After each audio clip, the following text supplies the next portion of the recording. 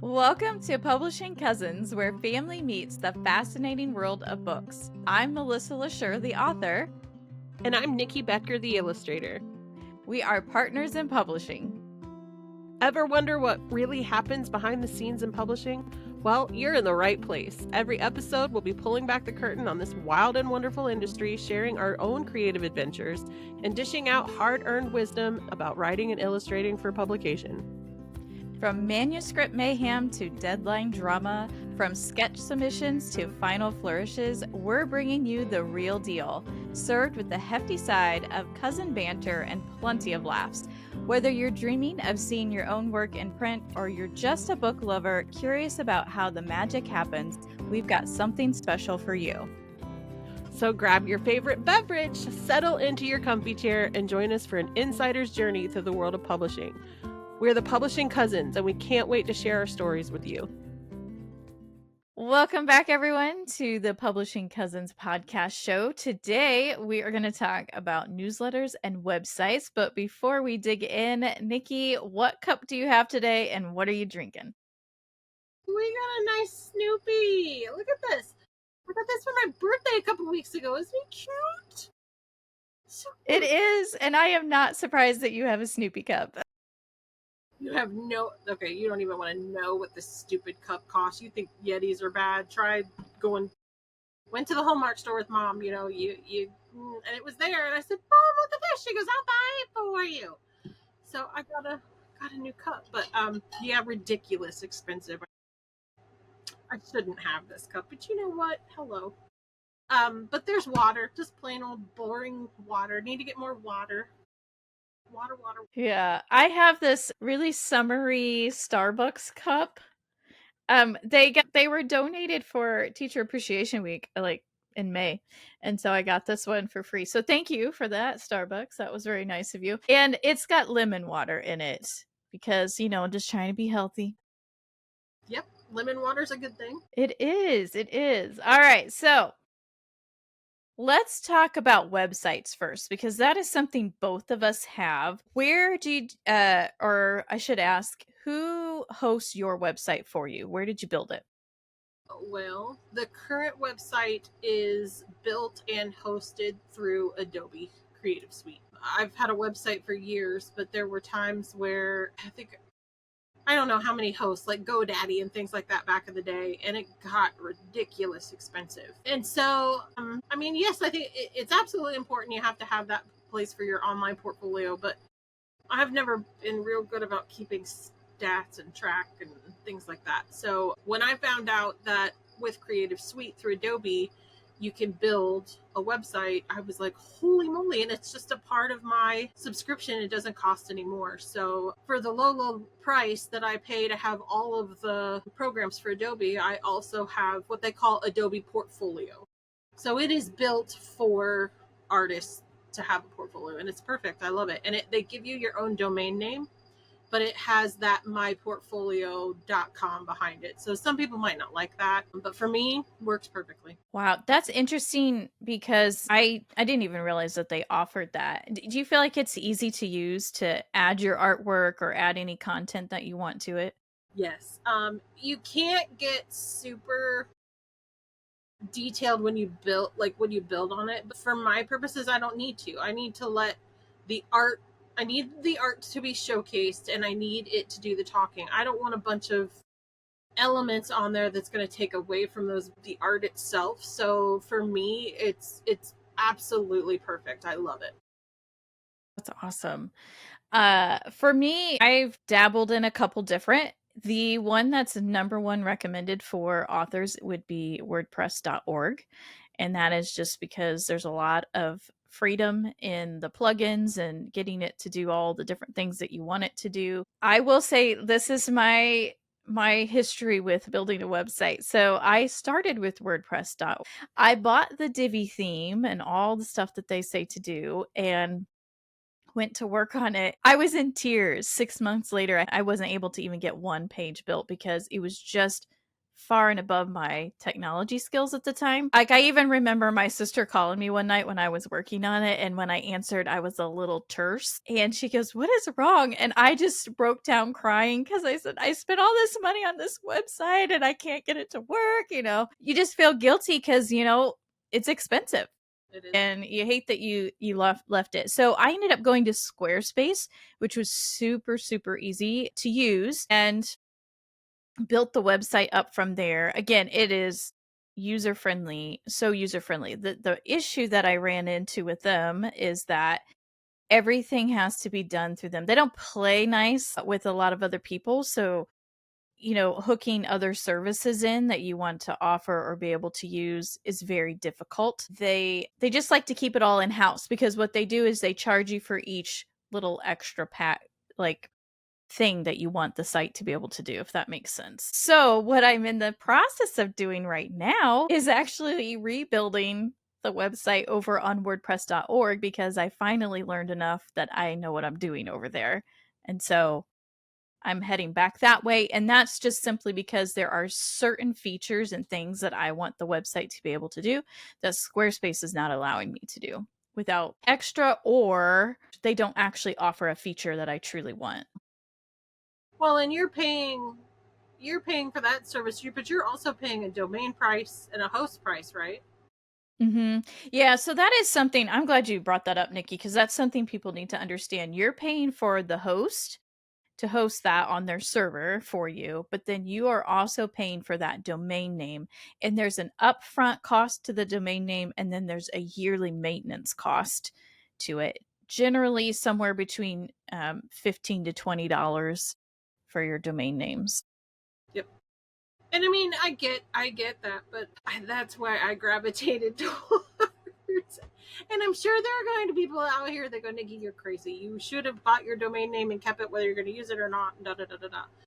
To me, I don't, I don't like putting the time into all of that, and I certainly don't want to spend the money if I don't have to, because I mean, we do have social media platforms as well, so you don't just have to have that. Yes, have all the things. Some people like to have all the things. To me, my artwork's up on an agent site. My artwork is up on my own portfolio. You can go see all of the art on Instagram, Facebook, whatever. I just didn't want to spend the money for, one more thing. But I think it's important that we do tell people that there are additional fees. You've got to buy the domain name if that's the route you're going. You have to have a host that connects the domain to the service that you're going to use to build the site, and da da da da da. And it can get pretty pricey. But It I can, don't think you can really survive without it though either. Now, the one thing I haven't dove into on Adobe is connecting like a store.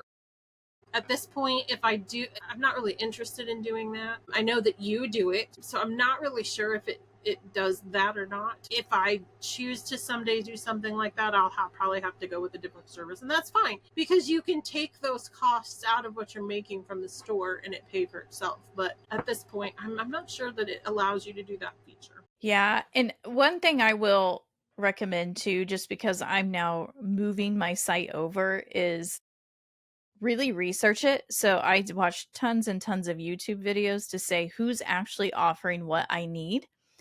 And that actually helped me also decide who's host. So I'm with Hostinger, and they host my WordPress.org sites. And so I would highly recommend doing that research just to know, because it is honestly, I've put 5 years into my current website. And now I'm taking that 5 years worth of work and trying to get it recreated over here on a new website, because there is no transfer. I don't have a nice little easy button to click and it takes everything over to my new site. You truly are rebuilding. So I just highly recommend, if you're just starting out, do your research and start with the platform you know is going to be able to grow with you. And that was my issue. Squarespace was great for where I started, because it, like you said, Nikki, it's really basic when you start, but then it didn't grow with me in where we want to take the business from here. So just really do your research on that. I have to ask Nikki, In the Illustrator world, do illustrators maintain a website? I know in the author world, it's a necessity. Is it for illustrators? You have a place for your I mean, it's a portfolio. It's where your artwork is up for any potential client to go see. So yes, I really honestly can't think of an illustrator that I know that doesn't have one, because it's an online portfolio. And it used to be years ago that you had like a black leather portfolio case and all of your pieces were in print in that thing, and you traveled to publishers, you set up meetings, and you traveled to, you did a week in New York and you hit as many publishers as you could. Nobody needs that anymore, because all you have to do is send an email, and they can then go to you put your website up there and they can then go see your website anytime they want to. So yes, for an illustrator, I wouldn't want to not have one. But if you're just getting started, there are free things like Instagram where you can put your artwork up there and treat it like a portfolio. There is Facebook. We're all using those things too for the most part. There's several social media platforms out there that you can use just for your illustration purposes. So it can be your name illustrations or whatever you want it to be, to where you don't put your personal life in there. You just put your artwork. That works great too when you're just starting out, until you either find the financial funds to build a website or you learn how to build the website, whatever it is. Now, on the note of building, I highly recommend anyone who doesn't feel they have the brain for that, or it's one thing that they aren't comfortable learning, or they don't want to take the time to learn because they want to put all of their energy into creating or writing. There are plenty of places all over the world for you to hire a graphic designer or a web designer or a social media marketer. There are those people out there. That is what they do for a living, and they are usually worth the money, because it's easy for them, and they will work with you on designing what you need, and then learning they already know all of the things. So if it's something where it's super intimidating to you, don't feel like you have to know it to be a writer or an illustrator, because you don't. There's professionals out there who that is their income. They're earning income living. That is how they work. That is their job. And I highly recommend supporting those people, because you'll get what you want without all of the headache. I will say this for authors, that I would direct you to authormedia.com, and I'll put a link in the blog post for this episode for you as well. Thomas Umstattd Jr., that's his website. If you're familiar with his novel marketing podcast, he used to create web pages for authors. He used to do websites for authors. He laid that down because his career kind of went in a different direction. But what he did was he created a free course, free, guys, it doesn't cost anything, where he went through how to build an amazing author website. And that's where I started. And he has so much great information in there. So I highly, highly recommend you go to authormedia.com. You're going to click on courses and choose his free author website course. Again, I'll put a link in our blog post for that. It may even be great for illustrators, honestly, to check that free resource out. I obviously it's geared towards authors, but it would give you tips and tricks on building your website as well. So part of the website piece too that you need to think about is your newsletter. And you do a newsletter through an email provider. Okay. And so you need to make sure whichever website you choose or to host your website, that they can connect with your email provider. So some that I know of that are out there, you have MailChimp and ConvertKit, which they just recently rebranded. So now they're just called Kit, and MailerLite. Those are the top three that I hear the most about. And I will tell you, I researched all three. And for me personally, I thought that Kit or ConvertKit, however you know their name, was the best. It offered the most to meet my needs personally.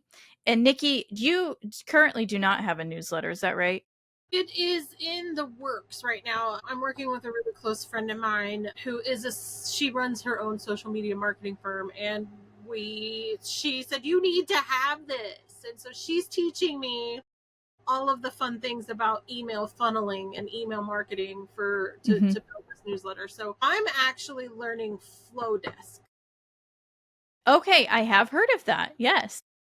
And so far it's pretty easy, but my brain, there's a lot you can do with it, and I can't even talk about it because I'm very new to it, and I'm still in that, wow, there's a lot of options here, and I'm not Mm-hmm. sure which direction I want to go. But I have learned to set up an easy funnel. But my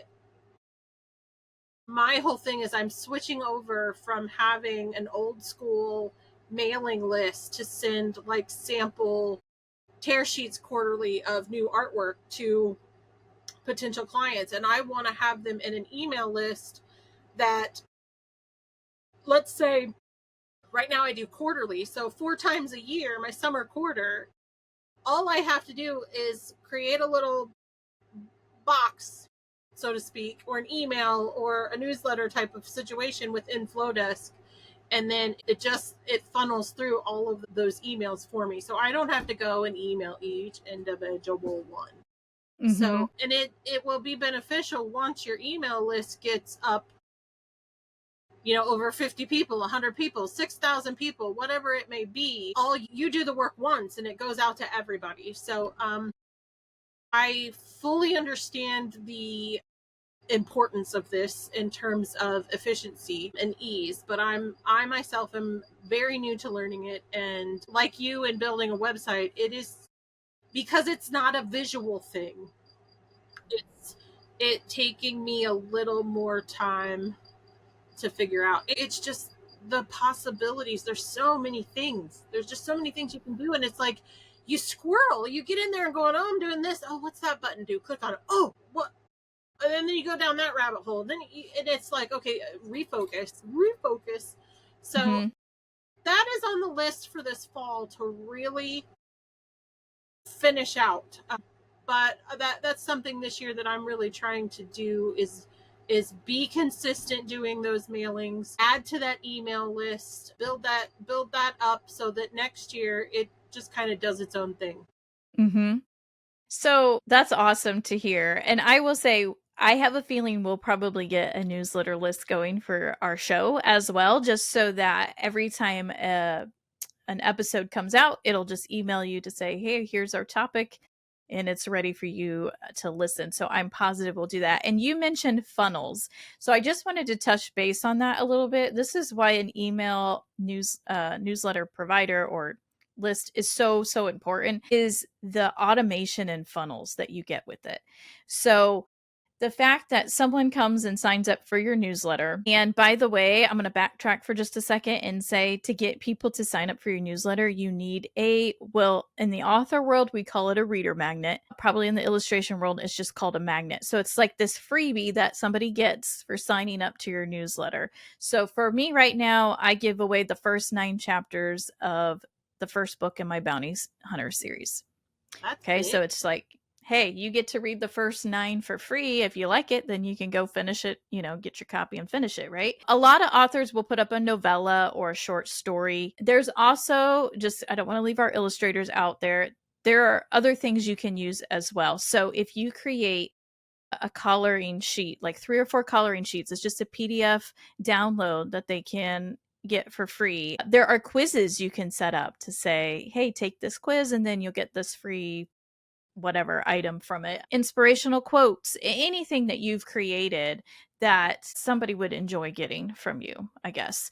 But when they sign up for that newsletter list, then you should have an onboarding email sequence that introduces you and all the things that you can provide them that's coming their way, just things that you do. And so what happens is you can set up this really cool automation. They sign up for your newsletter and then it automatically tags them into that email sequence. And so you can set that out. So there's one that goes out immediately, and then one that goes out 3 days later, or 5 days later, so forth, so on.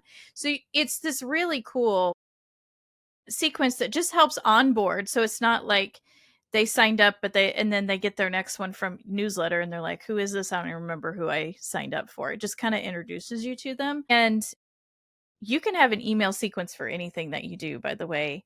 The other cool thing about at least ConvertKit is that when they purchase a certain item in my store, my online store, I can tag them for the purchase they made, but then I can also put them on that specific email sequence. So, for example, I have a literary escape book club. So, if you become a member of the literary escape book club, which by the way is only $7 a month, okay, and lots of cool freebies that come with it, you'll get put on that onboarding email sequence that introduces you to the book club, and then it goes through all the different things that you get for free. And it also is just like, I also have surveys in there to say, what type of books would you like to see in our book club? Who are your favorite authors? Just so I know, who do you want to hear from?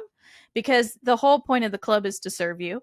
But again, that is just another way to kind of build that relationship through a long email. It doesn't have to be long, by the way. I would say 4 to 6 emails that will trickle out to whoever signs up.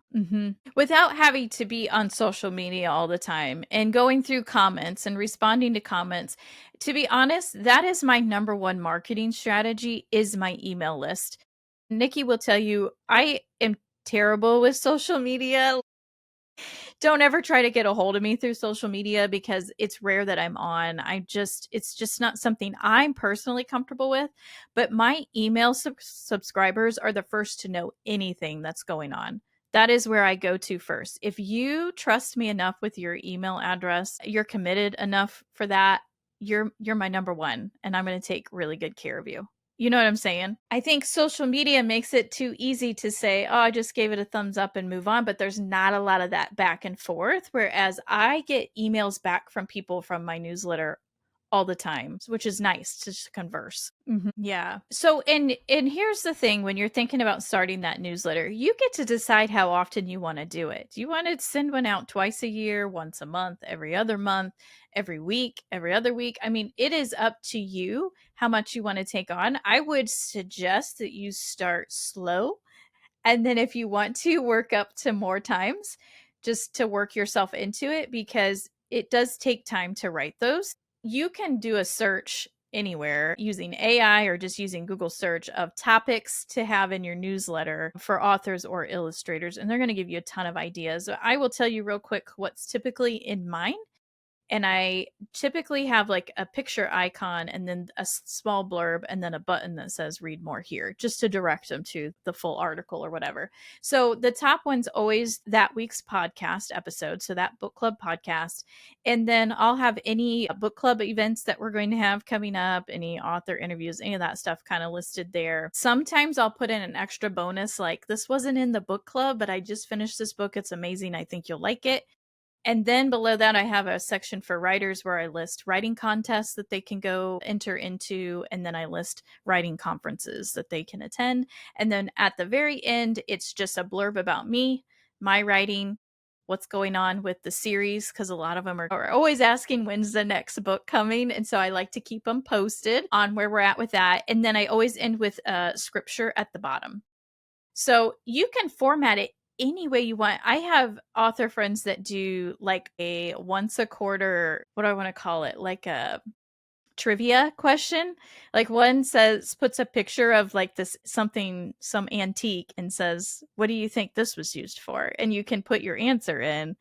And then the first person to answer correctly, wins her prize and so forth. So there's just so many things. I love that one. Yeah, so just Google it. Can I also tell you, and I know some of you will probably not like this when I say this, but we've been using AI for a long time, and I know it's grown into something bigger now.